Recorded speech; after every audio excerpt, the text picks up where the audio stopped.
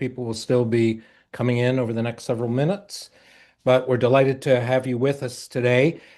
We switched things up by holding it the second Wednesday of the month. We always do the first Wednesday. We're a little too close to the July 4th holiday, so we bumped it back a week. Hope that didn't create too many problems for people. So, as you all know, we feature a wide range of people on our monthly briefings. And I think at the end of the briefing, Erica or Maggie will briefly talk about next month's briefing. But this month, we are thrilled to have a gentleman whom I just met, Rich Logis, who is the founder of Leaving MAGA. I'm going to have a very short bio for Rich because, in many respects, his presentation will bring up at least the recent parts of his bio. I met Rich 5 weeks ago at the Netroots Nation conference in Philadelphia. He came to the workshop that Ariella Thornhill and I were doing, and we spoke afterwards. And then we had a follow-up call and said, we need this guy on our briefing because this story is not only pretty incredible, but it's one that I think a lot of people on the left really don't even think is possible. Because Rich wasn't just a Trump voter, supporter, he was really on the inside track to at least a degree, really promoting, really a voice for and providing, a platform for MAGA.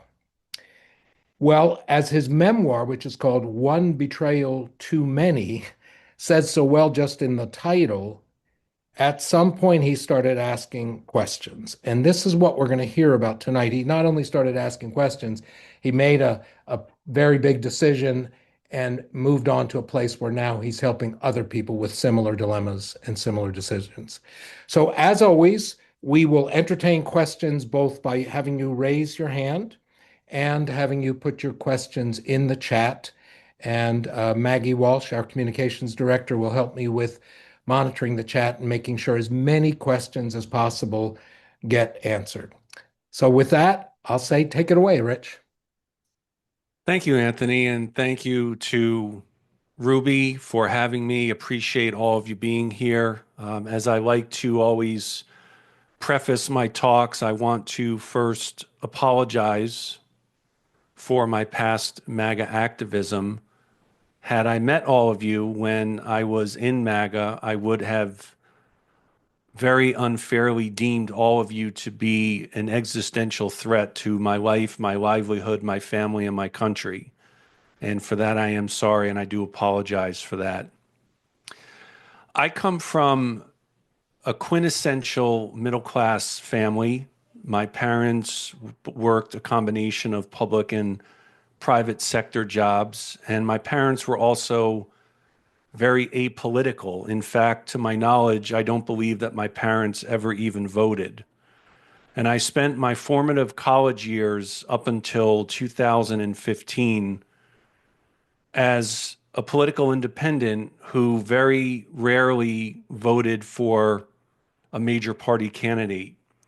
And in 2015 and 16, I was someone who considers myself to be I considered myself to be a very politically lonely person. I was a slightly left-leaning independent, and as the presidential election got into full swing, I was not a Trump supporter at the very, very beginning.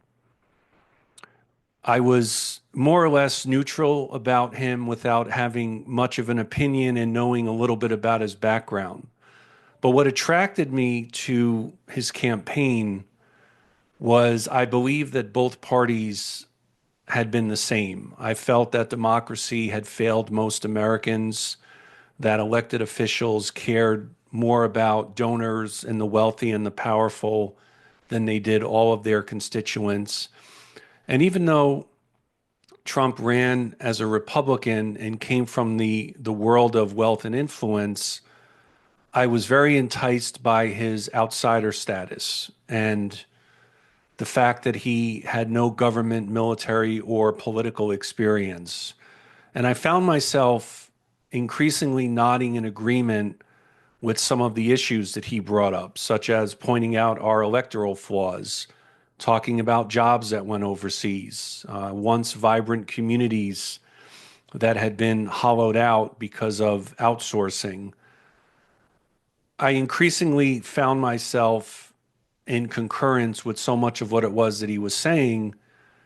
And I also was admittedly attracted to the burn it all down ethos of the campaign. I felt that the way to save and preserve democracy was to actually tear it down. And I felt that his campaign and he as a candidate and as he would be as president was the right person for the job at the time and was willing and able to obliterate the established political order.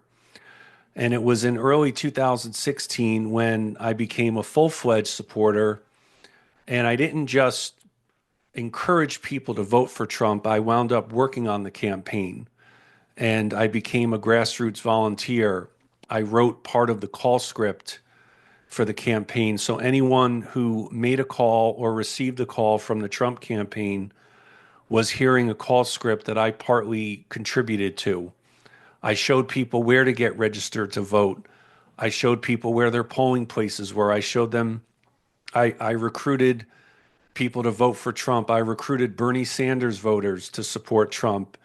And in the 2016 election, I felt very vindicated and validated. And I didn't just say to everyone I had worked with and gotten to know that I would see you in 4 years. I got deeper and deeper into the MAGA community.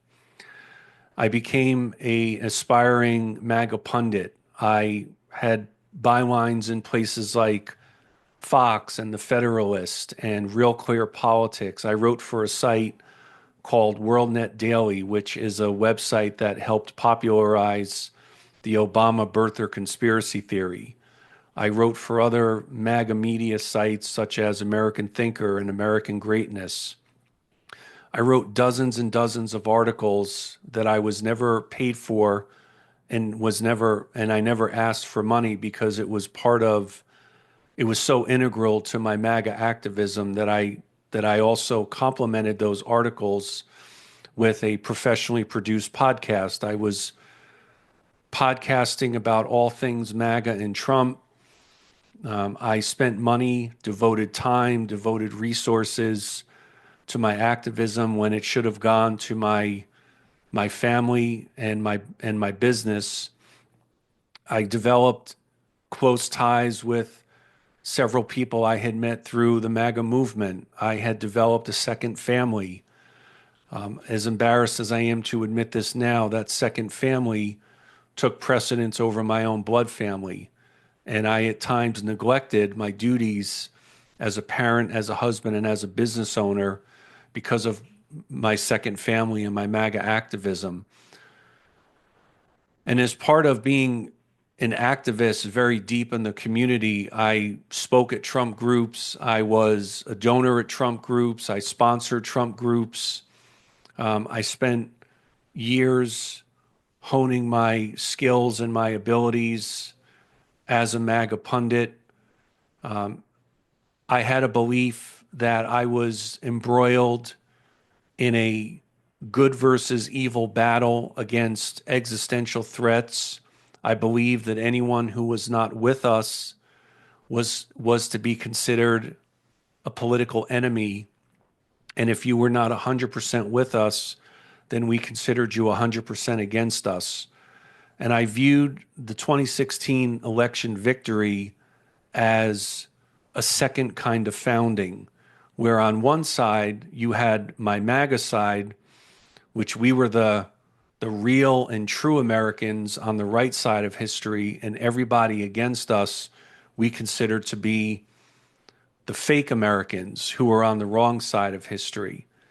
And I lived with that very militant mindset for years. And I also worked on the 2020 campaign, doing a lot of similar work that I did in 2016. I was a donor to the Trump campaign in 2020. And after the election, I did not believe that the election had been stolen, but I was still a full supporter of Trump, even though I knew that he was lying about the stolen election from 2020. I knew that the president had mismanaged the pandemic, and I didn't support what happened on January 6th, but nonetheless, I stayed true to my MAGA bona fides. I remained a Trump loyalist, and I continued with my MAGA activism. But in the summer of 2021, that's when my doubts ever so slowly started to commence. And it was actually not Donald Trump who was the first accelerant to my leaving. It was my governor here in Florida, Ron DeSantis. If we remember in the summer of 2021, the Delta surge, the COVID Delta surge was ravaging the country. And in particular, kids were befalling ill and kids were dying from the virus. And I have two small children, and what Ron DeSantis did is he went from being a vaccine proponent to platforming at a press conference COVID anti-vaxxers. There was one person he platformed who said that the virus, or rather that the vaccine was deadlier than the virus and that the vaccine changed one's RNA. And as a person who's never been an anti-vaxxer, I didn't understand how he went from being an advocate of the vaccine to now giving and amplifying these conspiracy theories. And it shocked and confused me. And after that happened, I did something that sounds very, very simple, but was profoundly life-altering and changing for me, which was I diversified my news and information sources. And I had only been consuming MAGA media up until that point. The same kind of media that I was writing for was part of my overall media diet.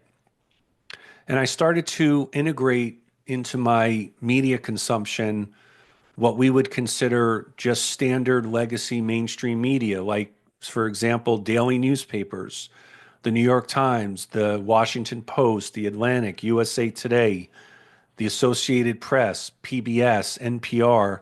I started slowly looking at these news outlets, and I started to slowly realize that so much of what it was that I had believed had turned out to be false. I had believed that there was a they, and I write about this they in my memoir. And this was a they who was mostly Democrats. And they were a group of people who were trying to abridge my rights, trying to indoctrinate my children, a they who were coming for our guns, a they who were trying to replace white people with brown people and foreigners, a they who were trying to turn America into a communist country, which now sounds probably very familiar to all of us right now, given what's happening around the country with right-wing propaganda, a they who were trying to persecute Christians. These were beliefs that I held sincerely, and I knew others who also held them.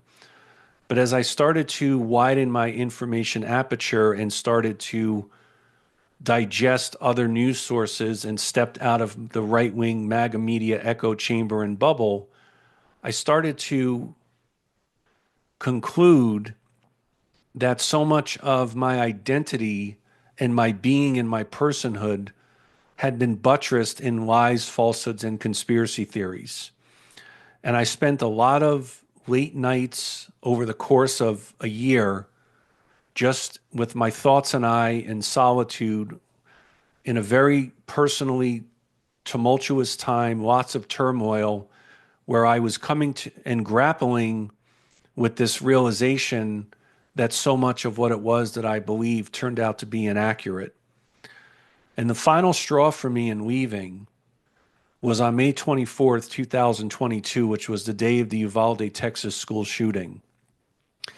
And even though Trump wasn't in office, I knew exactly how he and the Republican Party were going to respond. And they did as I had anticipated by calling for more guns and more access to guns.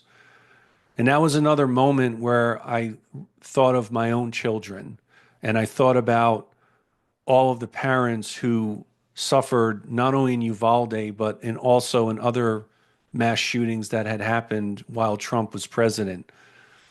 And I found the response to Uvalde to be an affront to all Americans. And I was particularly offended by it as someone who is a firearm owner and has a concealed carry permit and is a believer in the Second Amendment. But I knew that more guns and more access to guns were exactly how Trump and the Republican Party were going to respond, and they did as I had expected that they would.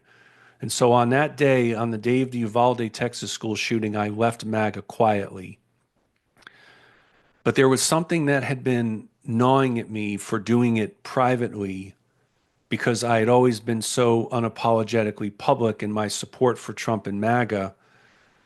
I made a decision that I needed to go public in my renunciation of MAGA. And it was on August 30th of 2022, which is the day that I call my Leaving MAGAversary, when I wrote a mea culpa. And in this article, I said that I was denouncing my support for MAGA and for Trump, and that I wanted to apologize to anyone I may have hurt with my words, deeds, and rhetoric. And when I wrote it, the God's honest truth is that I never actually thought that anybody would care. I thought that I would get a comment here and there, and then I would close that chapter of my life and I would move on. But it turned out that people actually did care, and it was much to my surprise. And a lot of the comments that I received were from friends and family of those who have MAGA identified close friends and loved ones. And they very desperately reached out to me asking how they could pull their loved ones out of MAGA and how they could salvage what were once vibrant relationships that had turned sour and strained. And I was completely naive and oblivious to how many relationships had been torn asunder as a result of this MAGA movement that I had been an active participant in.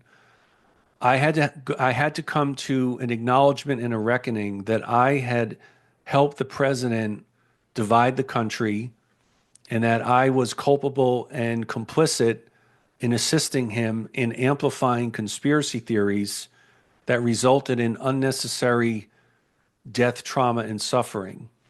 And there were two lines of demarcation that I came to that were very painful realizations for me. The first was that Trump and the Republican Party deemed acceptable avoidable deaths and suffering. Whether we were talking about COVID or January 6th or mass shootings, there was an acceptance of avoidable death, suffering, and trauma. There was also, I realized, a suffering, an acceptance of right-wing political violence. If we remember in February of 2022, the GOP deemed the January 6th riot to be legitimate political discourse. And even though in the very beginning, I was someone who downplayed the significance of January 6th, I never supported it, but I thought that it was hyperbolized into a bigger deal than it really was. After I diversified my news and info sources, I did actual objective research on January 6th, and I realized that it was in fact an attempt by the president to overturn a free and fair election. So that was something that I came to better understand about January 6th as I was going through this process of examining all of my beliefs. So after I decided to go public and I had people reaching out to me, I spent the next year or so just recounting my story to anyone who wanted to hear it, whether it was media or other organizations. And in the course of telling this story, I kept having this thought come to me, which was there had to have been others like me who also left MAGA. And I didn't know that for sure, but I decided to explore that. And born from the telling of my story and going public, born from all of that was our organization, Leaving MAGA. And we are now in our third year. I am happy to report that as an organization, we have never been busier. And what I decided was the best approach in trying to empower people to leave MAGA and tell their stories was we needed to create a new community for people. We needed to give people in MAGA a pathway and an exit ramp out of MAGA extremism. And even though I don't believe most people in MAGA are extremists, MAGA is an extremist group because it encourages its adherents to dehumanize, vilify, and demonize those with whom they disagree. I did that for years. I trafficked in language and rhetoric that was abhorrent and reprehensible, calling Democrats, for example, worse than Nazis, calling them malignant human beings. This was some of the rhetoric that I engaged in that I feel to this day a great deal of remorse over. But I knew that to get people to leave MAGA, we had to create a community for them because MAGA, I want to stress this point, is a political community. It gives people feelings of gathering and belonging and a sense of camaraderie. I was someone who was very politically lonely in 2015 and 16, and then all of a sudden I found myself in a political community where I was around people and it felt like we had been friends for years. And what made it hard for me to leave was really twofold. The first was I knew that I was going to walk away from a second family. And that second family was comprised of tight-knit relationships where we would go to holiday events and birthday parties and kid events, all of the types of activities that we do with family and with close friends. And the other part that made it really difficult to leave was that I had to accept that I had crafted an entire identity, being, and personhood based on lies, falsehoods, and conspiracy theories. So we created Leaving MAGA as that new community, that new destination, that off-ramp to give people an out, a way of leaving behind the trauma of MAGA. And to leave MAGA, there's really a twofold process. The first is it's not enough to just distance oneself from the president. One must also renounce the lies, falsehoods, and conspiracy theories of MAGA politics. And the second part of the process of leaving is to what we define as building up democracy rather than tearing it down. And the way that we do that is by making the continued case that we as Americans agree more than we disagree. And I think that is why it's that tenet right there is why I very much admire the work of what Ruby is doing, because we are more alike as Americans than we are unalike. And I realized after leaving MAGA that there has been a coordinated, multi-decade effort to dehumanize Democrats, liberals, progressives, leftists, etc. And this propaganda and agitprop has been effective, it's been consistent, and it's been disciplined.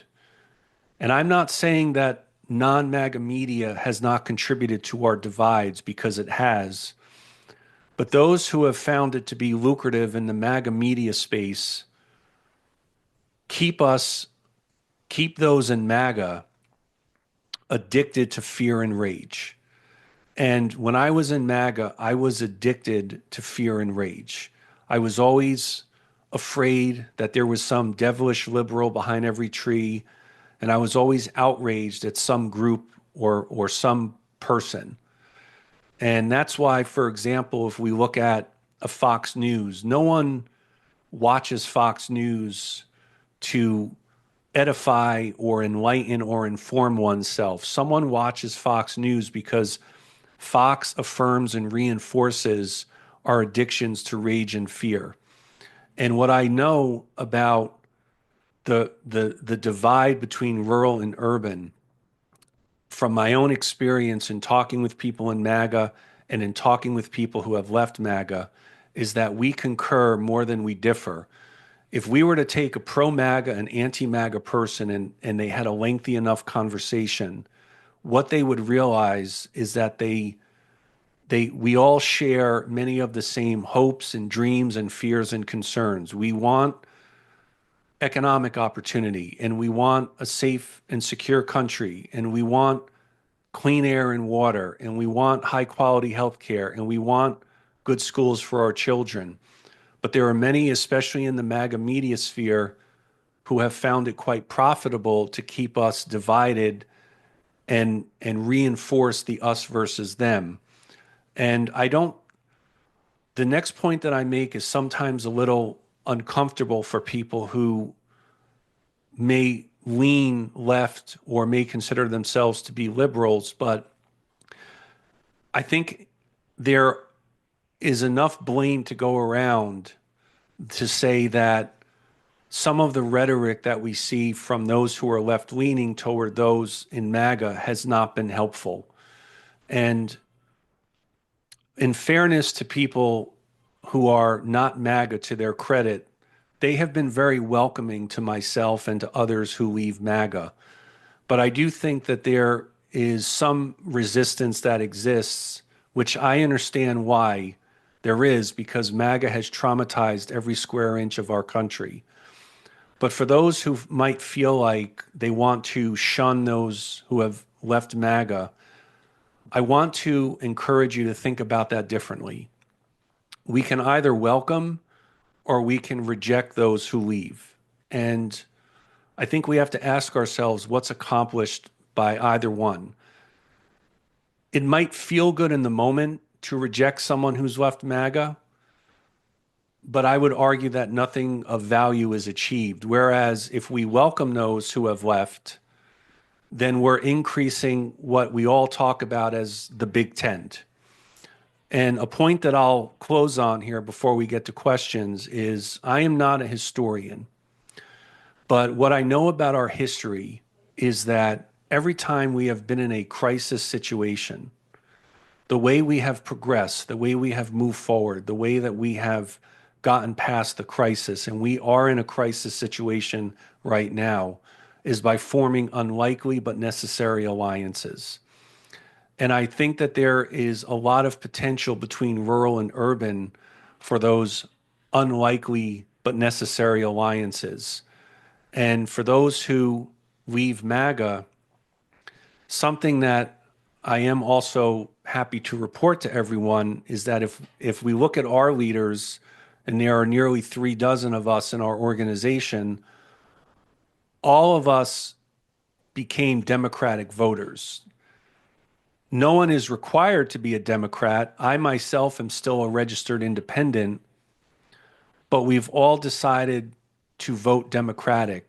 And so if we decide to not welcome those who leave MAGA, then we are alienating those who might actually want to participate in preserving our democracy and restoring some of our institutions, our lowercase d democratic institutions. So I would encourage all of you who maybe are hearing this and thinking, I don't want to make peace with those who have left MAGA. I would ask you to please reconsider that, because forming these unlikely but necessary alliances is how we're going to strengthen our communities. It's how we're going to bridge that rural and urban divide, and it's how we're going to preserve and strengthen our democracy, not just in November in 2028, but beyond. Rich, thank you very much. That is, wow, that was an incredibly moving and startling and interesting story you've told. So we've got a lot of questions in the chat.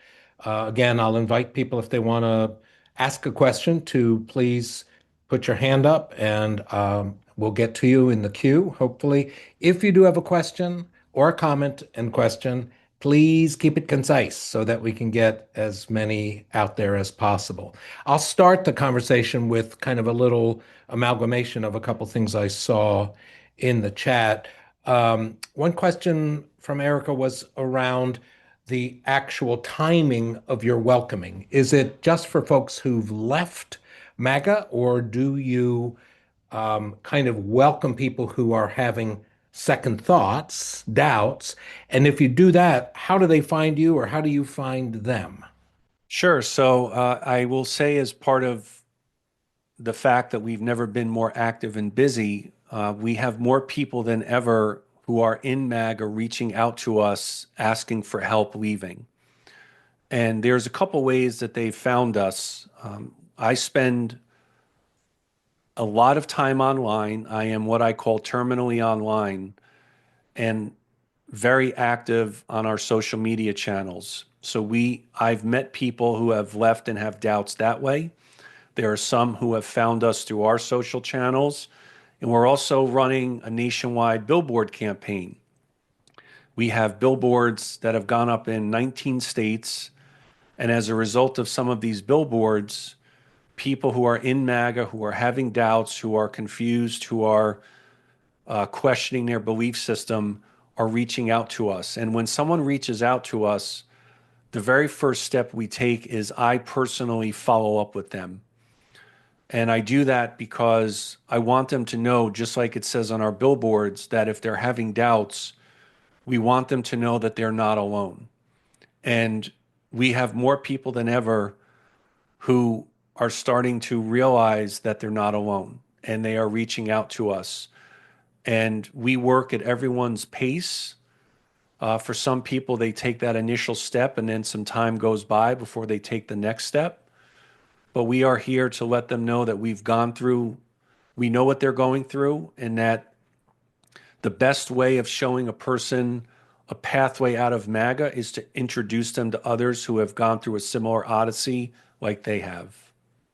And just to follow up on that, and then Clarice, if you'll be prepared to ask your question, but a quick follow-up. So what, like substantively, what does that look like? Somebody comes to you, they see your billboard, you connect with them, you have a conversation, you let them know they're not alone, that lots of others are going through this, but then what? What does Leaving MAGA do that helps, nurtures, whatever? Well, something that we encourage those who are doubting to do is something that I did and I mentioned, which is to diversify their news and info sources. And we will direct them. Usually, what's happened is we will share articles, we will share content that might refute some of the mis and disinformation that they've consumed. I make sure also that as people reach out to us, that I stay in touch with them, and that they know that questions and concerns that they have, they can follow up with me. I've also introduced to some of the people who have doubts some of our other leaders' stories, and introduced them to other stories and people in our community whom I felt like there would be some relatability.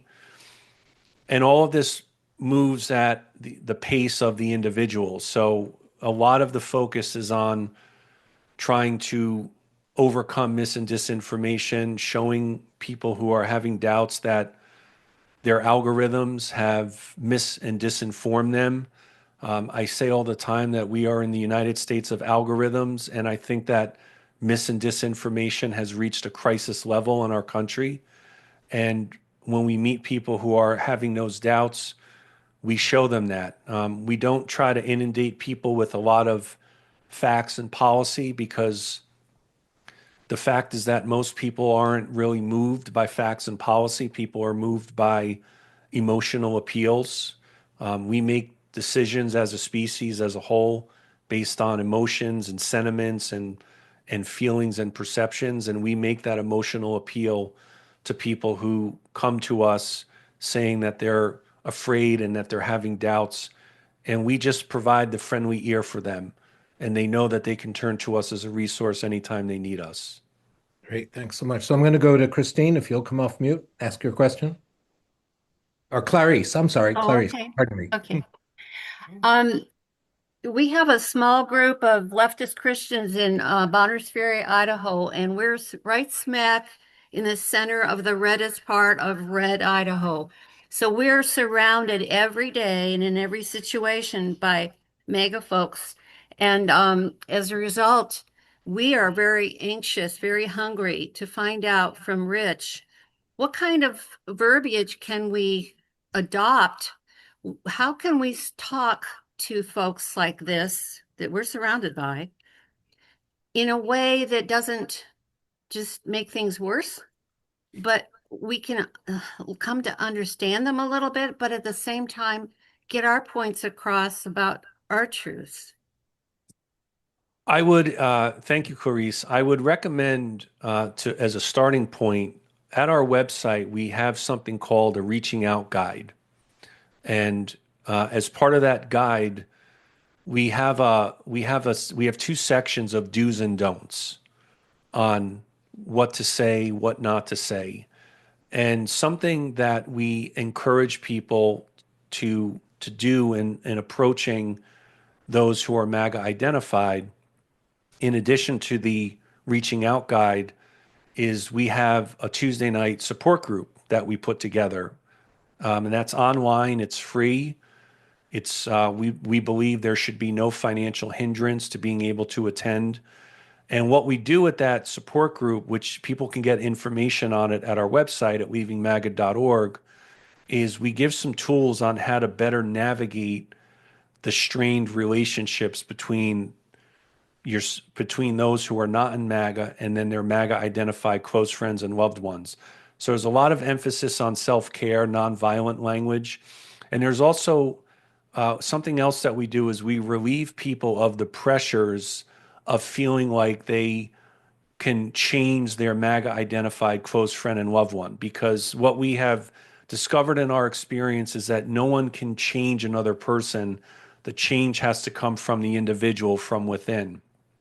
But now is a really opportune time to reach out to those people in MAGA because I I promise that if we reach out to enough of them, we are going to discover that some of them are approaching their red lines and some of them are starting to have doubts.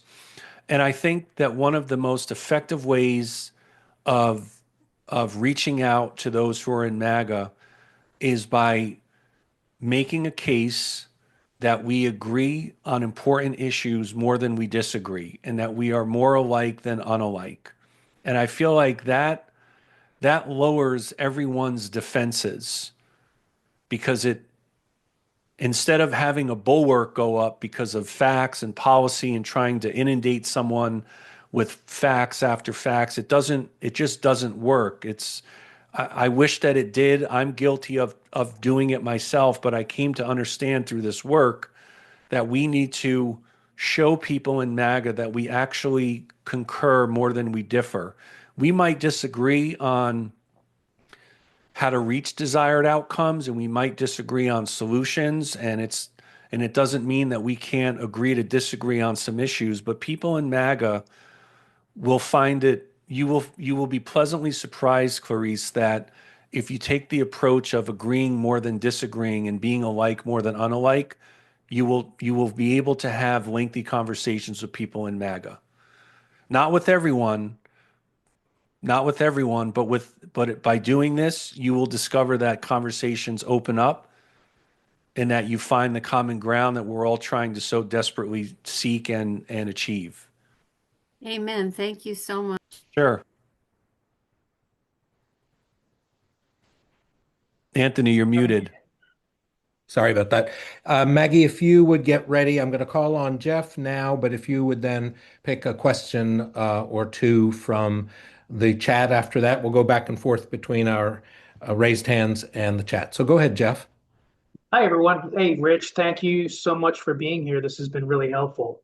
I'm involved in a group out here in Eastern Washington called Prosperity Eastern Washington, and we're trying to message out to the rural areas with billboards and videos and some informational topics, trying to re-educate, so to speak, on mainly affordability and healthcare issues. Those are what we're trying to really focus on and staying away from the defensiveness trigger issues that Ruby talks about. And what I'd like to ask is, what do you consider the top three effective issues of today that we should be focusing on that would not, say, you as a former MAGA person would trigger you? We want to avoid that. We want to try to make people doubt either voting for our congressman here or not voting for him at all, or voting, God forbid, for a Democrat, in their mind. So I'd love to hear your thoughts on what we should focus on. Thank you very much. Yeah, sure. I think it's a good opportunity again, Jeff, to if there's messaging that's centered around we are more alike than we are unalike. I think that it lowers the stalwarts that exist between rural and urban, because that divide that exists, I think, is because of misunderstanding from both sides. And I think that both sides have looked and viewed the other side as individual threats to each other. And I would say, based on a lot of my time online, the issues that are causing people to have doubts right now, affordability is a broken promise. No matter what Fox News says or whatever MAGA media might say, people know that their money is not going as far as it once did at the gas pumps and at grocery stores and housing and healthcare. I think the war of choice in Iran is also a schism that is widening within MAGA. That's another broken promise. And it's not just a broken promise, but I feel like people in MAGA are starting to realize that they have been lied to during the process of this war. One day there's a ceasefire, then another day there's not. Now we're back off again. So, and if there's a question of, if the president is lying about one issue, what else is it that he might be lying about? And I think another issue that still will not go away is this Epstein story. And I feel like that's yet another broken promise that the president made and campaigned on. And people in MAGA, again, are seeing that the president has tried like hell to prevent these files from being released. And there is a burgeoning cognitive dissonance that has formed within people in MAGA, where there's a conflict between their sincerely held beliefs and what their own eyes are showing them. And I believe that there are more people than ever who are in MAGA, who are having doubts, who are privately questioning. I think there are more than ever, Jeff, who have actually quietly left MAGA. But because it was such a part of their identity, and it's hard for our species to admit that we're wrong, many of them have stayed quiet. And we have some members of our community who have decided, for a variety of reasons, not to tell their stories publicly, and that's okay. But when we meet people who have left, we really encourage them to empower themselves by giving witness to their testimony publicly.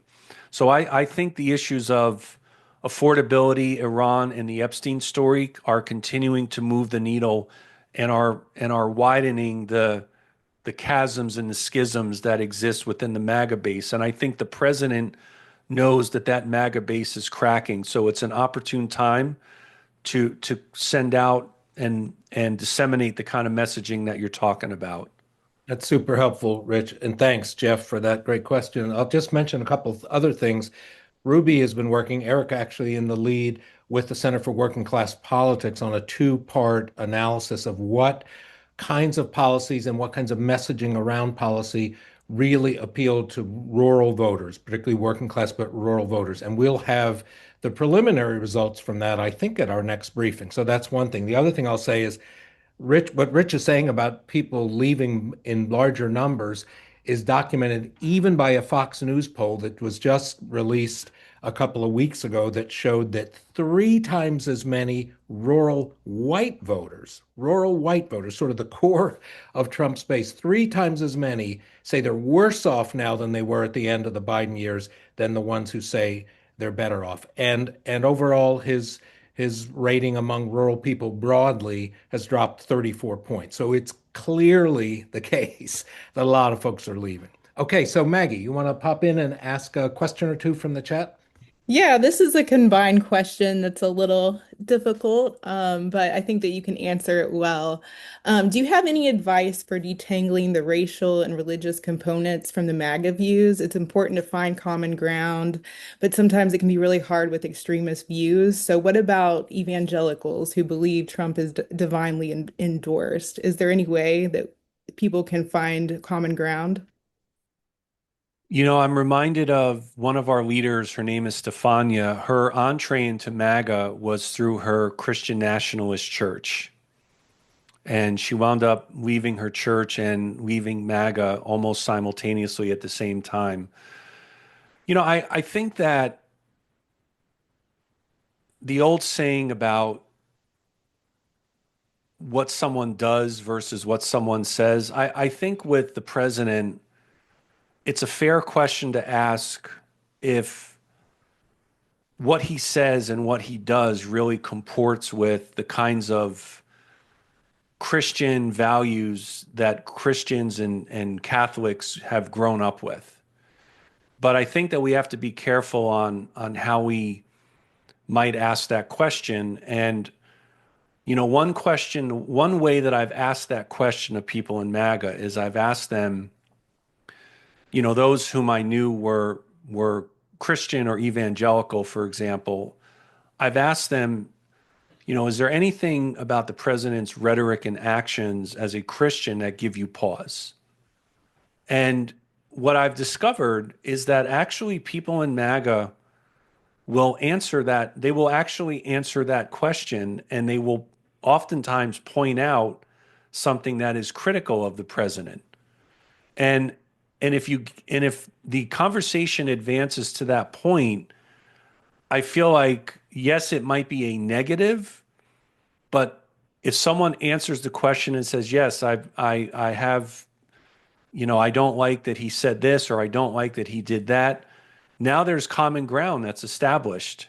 And yes, it might be a negative, but it's still nonetheless something that creates the opportunity and the potential for a broader conversation.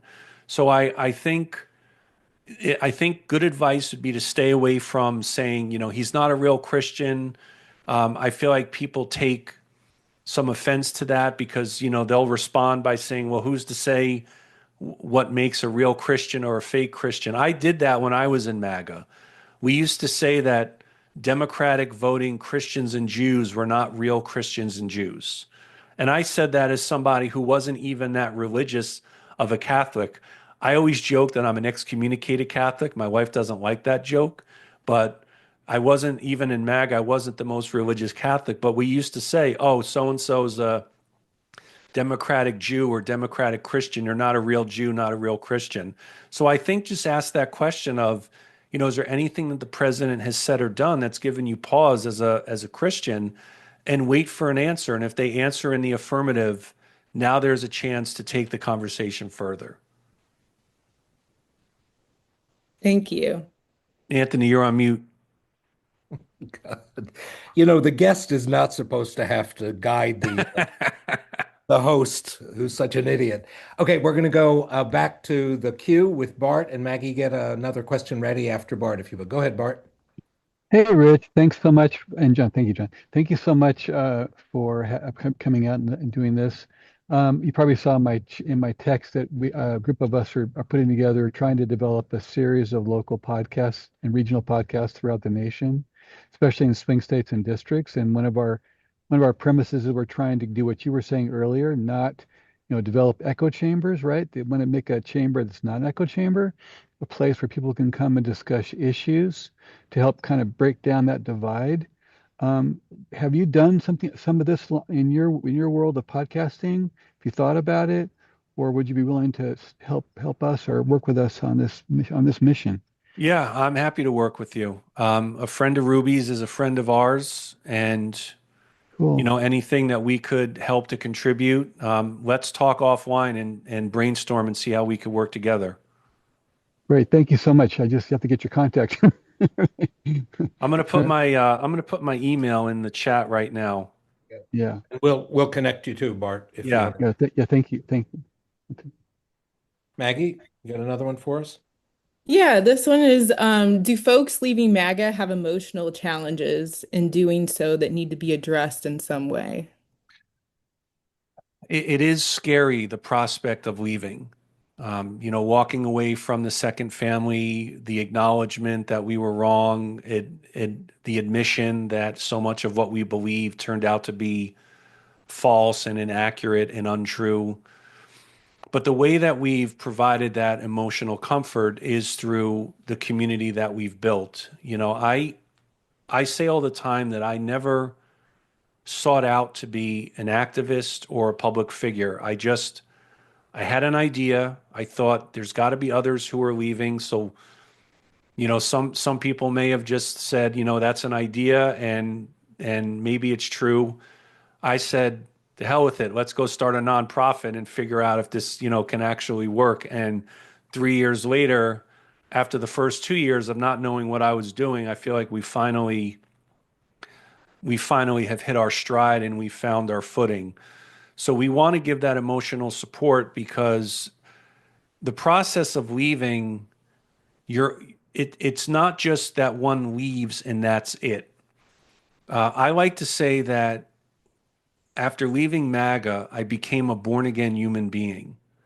And when you leave MAGA, I believe there's a lifetime process of reclaiming our empathy, our individuality, and our agency. And this is also partly why we don't refer to MAGA as a cult, because I feel like referring to it as a cult, it what it does is it gives people a reason not to leave. And it alienates those in MAGA from the rest of us. And we want to extract people out of MAGA. We don't want to give them a reason to dig their heels in. And the other reason we avoid calling it cult is that it takes away people's agency. Yes, it's true that I allowed myself to be influenced by right-wing agitprop and propaganda, but I also supported Trump and MAGA on my own volition. No one coaxed or coerced me into supporting Trump, and it's why I always open with apologies and talk about my regret and my remorse, because yes, it's true that we're all susceptible to being influenced, and for whatever reason or reasons, I let myself be influenced. But I also supported MAGA on my own. No one made me vote for Trump. No one made me work on the campaign. No one made me be an aspiring MAGA pundit. So I feel like that's why it's important to offer this emotional support, because we also want to make sure that people are well equipped to not fall prey to whomever the next populist is who comes in with very easy answers for very complex problems. Thank you, Rich. I'm going to ask everybody just to speed up just a hair. We're at about 4 minutes till. Rich, are you good to go a little bit beyond five? Sure. Okay, cool. So let's say we'll go till 10 minutes after the hour, and anyone who can stay that long, that would be great. We'll go now to Gray. Hi, thanks for doing this and for taking my question. First, I wanted to say I live in a rural area, and I can give as an example that we're a diverse community in terms of our politics and our views, and we are able to come together on the common threat of wildfire as an example of what you're saying. It's a sort of a place where that can happen. My question is about you mentioned that there's an alignment that you've experienced yourself and other members of the Leaving MAGA towards the democratic policies and principles. And I wondered why the alignment didn't occur to the people in in MAGA before they were in MAGA. They're seeing it now, but why didn't they see it before they went into MAGA? And what might be missing from Democratic policy, the way it's presented, that caused that to happen? Well, I think one of the motifs of our conversation today has been news and information sources. And I was a very political person in 2015 and 16, but I was also a very ignorant person who did not much follow political news, even though I had a lot of opinions. So I think that for people who a lot of our leaders were not very political before they became MAGA. And I feel like being apolitical makes someone susceptible to the very easy black and white solutions that are proposed for very complex issues and problems. It's very encouraging to hear about the unison that you have over the wildfires because this is an issue that affects everybody. And the wildfires don't care about people's politics and ideology. So I'm really heartened to hear that people have come together.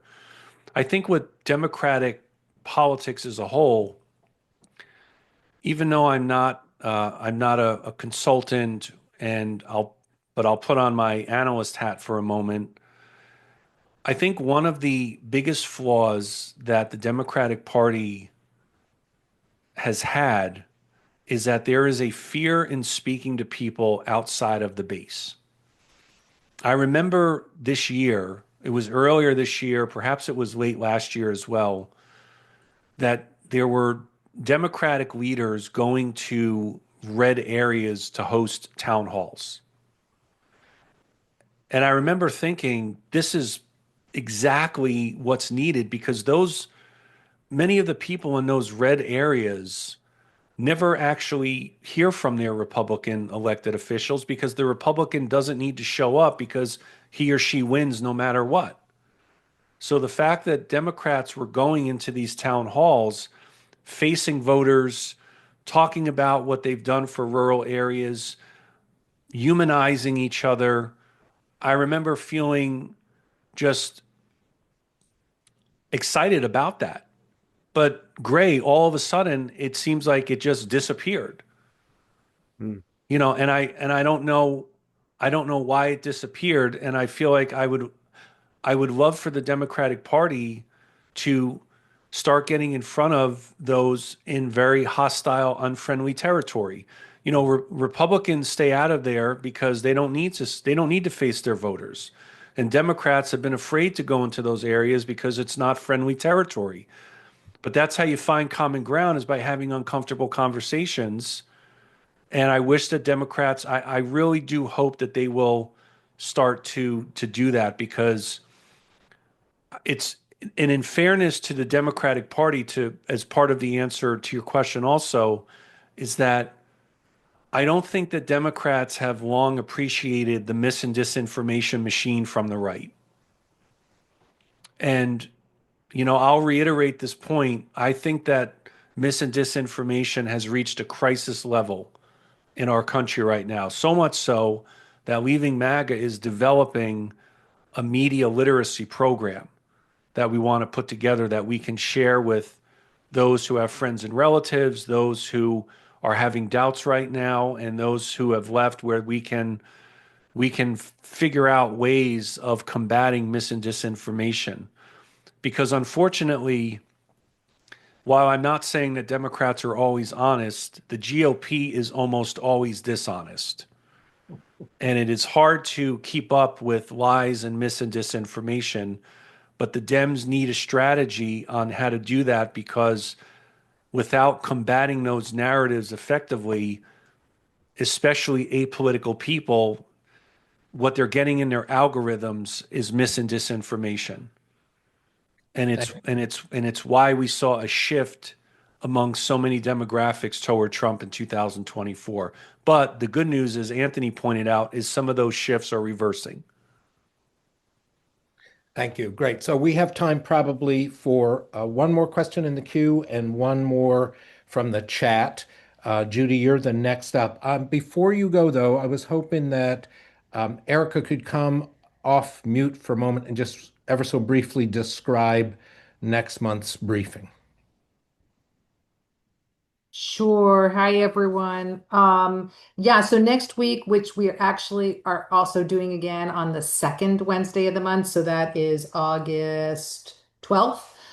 We're going to be presenting findings from a couple of recent messaging surveys that are really trying to understand what kind of economic populist messaging is most effective with rural and working class voters and all voters, but particularly looking at rural and working class. Ruby teamed up with the Center for Working Class Politics on a survey, and the Center for Working Class Politics also teamed up on a different survey with Joan William, who wrote Outclass. So we have a couple sets of findings to share. We found some really interesting stuff that I don't think anyone else has discovered yet. So we're excited to present it next week or next month. Sorry, next month. Next month. Great. And if you are at this one, you'll get a an email about that for sure. Judy. Hi, everybody. Rich, I'm from a blue state. I'm from Maryland. Our ruby red rural communities very often don't get the attention of our Democratic Party because of that fact. So what you said before about Democratic leaders needing to go into rural really resonated.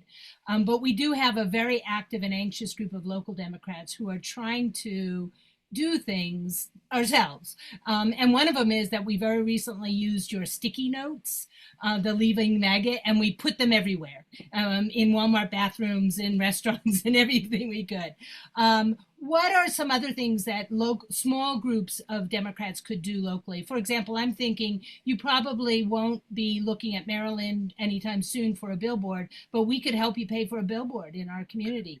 How do you develop those kinds of liaisons? What can we do? Oh, good. Yeah. Let's do a billboard, Judy. We've got a goal. We've got boards in 19 states, and we have a goal to get up in every state. We have not had one up in Maryland. Let's talk offline about how we can make that happen, because the billboards, I have to admit, I very much underestimated how impactful these billboards would be. But they have motivated people to reach out to us. And where you are, I know that there are people who are having doubts right now, because I believe that there are people having doubts all across the country. So I put my email in the chat, and so let's discuss you and I and your team about how we can make that happen. Thank you. I'll reach out. Thanks, Judy, and thanks, Rich. So, Maggie, you want to give us the final question that you've distilled from the chat? Hang on just a second. The chat has kind of died down. There's been some good discussion. But one that I thought was interesting, did you see a parallel? You talked a lot about us versus them on the MAGA side. Did you see an us versus them dehumanization on the left against Trump and MAGA, or did you not see that as much? I know that when I was in MAGA, we used to feel emboldened when people would compare us to Nazis or white supremacists. It strengthened our resolve, and it increased our loyalty and devotion to the president, whom we believed was the person who was going to save America. And I think that right now, some of the resistance that I get from people who are left-leaning is that they don't want anything to do with people who have left MAGA. And I don't feel that that is helpful. I also think that a lot of the rhetoric about people in MAGA, calling them uneducated, uncouth, these types of insults, comparisons to the Confederacy, comparisons to Nazis, all that does is further estrange them from us. And language matters. That's the point that I would like to leave on the takeaway is that, there's this debate in our, Greg made a comment about deplorables, calling people in MAGA deplorables. All that does is push people away from us, and we are trying to extract them. So there's this, debate in our discourse now about language and, how much should language play a part in determining our communication, and what role does language play in violence that gets committed. And people can have different opinions, and we can have good faith debate about that. But the fact is that the words we use and the language we use either shuns or it welcomes. It either invites or it rejects. And I would really encourage all of us, and it's why I respect so much the work that Ruby is doing, that the language is focused on welcoming and inviting and not rejecting. Well, that's a great way to bring us to a close. So I know there were some questions that didn't get answered. But for those of you who stuck with us through all this time, this has been one of our very best of the many excellent briefings we've had. And Rich, your story is incredible, and the commitment you've made to essentially pay back for the harms that you feel you were part of. I think we could probably all make that commitment because we've all been part of inflicting harms in one way or another. So really, really delighted to have you on this. Sounds like lots of people will be following up with you, Rich. And if you don't mind, when we send out the recording in a couple of days, we'll reiterate the website for Leaving MAGA and your email, if you're good with that. Sure. Of course, you can reach Rich directly, and always you can reach out to Ruby because our work is pretty strongly parallel with his. Thanks again to Rich. Thanks so much to all of you for being part of this and for being part of trying to build a better country and a better world where rural and working folks matter a little more. Thanks. See you next Thank time. you, everyone. Thanks so Thank much, everyone. you.